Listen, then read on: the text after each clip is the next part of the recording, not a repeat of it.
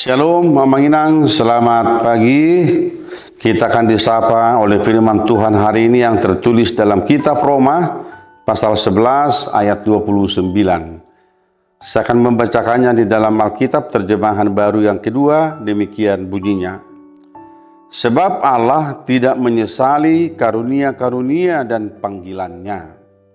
Sebab Allah tidak menyesali karunia-karunia dan panggilannya. Demikian firman Tuhan.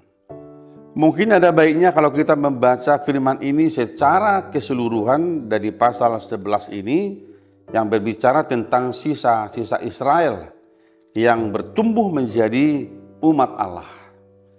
Kalau kita melihat bagaimana perjalanan kekristenan itu, Paulus mengatakan bahwa setiap kita adalah seperti sebuah tanaman yang dicangkokkan, yang artinya dari awalnya kita tidak menerima keselamatan itu. Tetapi ketika Tuhan punya anugerah, kasih karunia, maka Allah menyelamatkan semua bangsa, termasuk orang-orang yang tidak mengenal Allah, yang dalam bahasa Bataknya adalah Sipilibigu. Ini merupakan rahasia Allah yang luar biasa. Hatta kangon Allah Israel, kalau Allah mengeraskan hati bangsa Israel itu, maka itulah yang membuka pintu peluang kepada bangsa-bangsa lain untuk boleh menerima keselamatan dari Kristus. Amanginang bisa kita bayangkan bahwa Israel itulah sebenarnya alamat objek daripada keselamatan itu. Tetapi karena kekerasan hati mereka, sehingga Allah membuka pintu kepada bangsa-bangsa yang lain, Tuak kasih Pilibigu, supaya menerima keselamatan itu, termasuk bangsa kita, orang Batak yang telah menerima keselamatan itu, yang sebenarnya kita bukan alamat daripada keselamatan itu awalnya.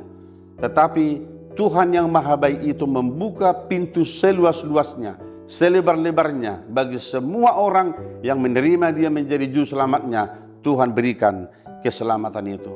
Maka pertanyaan yang ada di dalam perikop khotbah hari ini adalah, apakah Tuhan menyesal telah memberikan karunia-karunia-Nya kepada bangsa Israel? Tidak.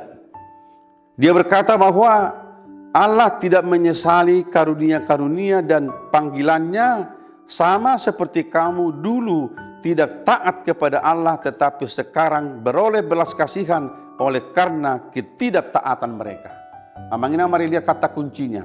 Oleh karena ketidaktaatan orang Israel, maka bangsa-bangsa lain menerima keselamatan itu. Jadi sebenarnya Paulus mau katakan kepada kita, kita yang telah menerima keselamatan itu, tidak ada alasan kita untuk boleh menjadi sombong atau tinggi hati di hadapan Allah. Karena apa?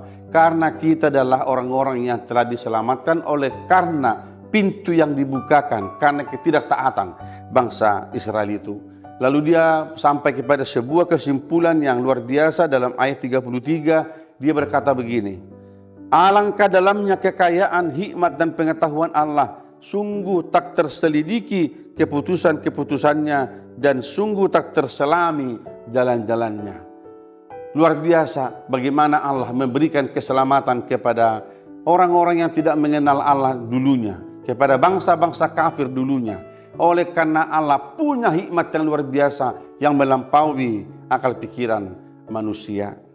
Mari kita bersukacita mengaminkan ini semua karena Allah yang Maha Baik itu telah memberikan karunia-Nya keselamatan kepada kita semua tanpa memandang suku dan bangsa dan bahasa dimanapun ada di dunia. Oleh karena Allah mencintai semua ciptaannya. Saudaraku, kita telah diberi keselamatan itu oleh Kristus lewat pengorbanannya, kematiannya di kayu salib.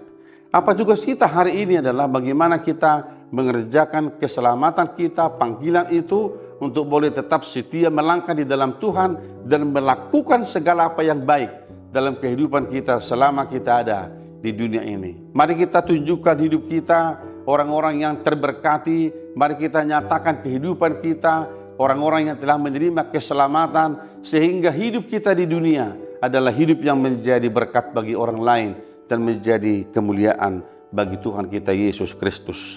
Selamat bekerja hari ini, dan mari kita membawa firman Tuhan hari ini bahwa kebaikan Tuhan dalam kehidupan kita berlaku hari ini, besok, dan sampai selama-lamanya. Ikut Tuhan dalam kesetiaan dan tetap andalkan imanmu dimanapun kau berada dalam menjalani kehidupan ini. Tuhan Yesus memberkati kita semuanya. Amin. Terima kasih Tuhan, sungguh luar biasa hikmat-Mu bagi kami manusia ciptaan-Mu. Engkau yang telah membuka pintu keselamatan itu kepada semua bangsa di dunia ini oleh karena ketidaktaatan Israel. Kami sungguh melihat Tuhan bagaimana kebaikan-Mu yang membawa kami mengangkat hidup kami menjadi pewaris kehidupan yang kekal di dalam Kristus Yesus yang telah berkorban bagi kami.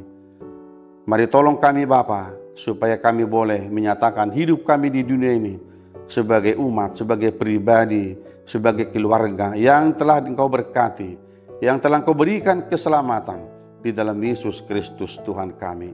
Terima kasih Bapa, kami berdoa untuk pekerjaan kami hari ini. Kiranya Engkau berkati semuanya, boleh menjadi sukacita bagi kami dan menjadi kemuliaan dan hormat bagi nama-Mu saja. Di dalam Yesus Kristus kami berdoa dan mengucap syukur. Anugerah dari Tuhan kita Yesus Kristus, kasih setia dari Allah Bapa, dan persekutuan dengan Roh Kudus menyertai saudara-saudara hari ini sampai selama-lamanya. Amin.